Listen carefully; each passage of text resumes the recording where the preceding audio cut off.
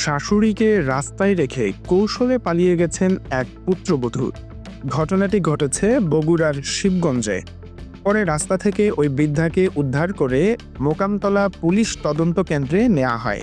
গত বৃহস্পতিবার সকালে শিবগঞ্জ উপজেলার মোকামতলা বন্দর এলাকার MH স্কুলের সামনের রাস্তা থেকে ওই বৃদ্ধাকে উদ্ধার করা হয়। পরে পুলিশ বৃদ্ধার কথা অনুযায়ী পরিবারের সঙ্গে বিভিন্নভাবে যোগাযোগ করে না পাওয়ায় ওই দিন রাত 8:30টার দিকে তাকে শিবগঞ্জ থানায় নেওয়া হয়। বৃদ্ধার নাম জহুরা বেগম। তিনি জামালপুর জেলার সরিষাবাড়ি উপজেলার তারাকান্দা গ্রামের জুলহাসের স্ত্রী।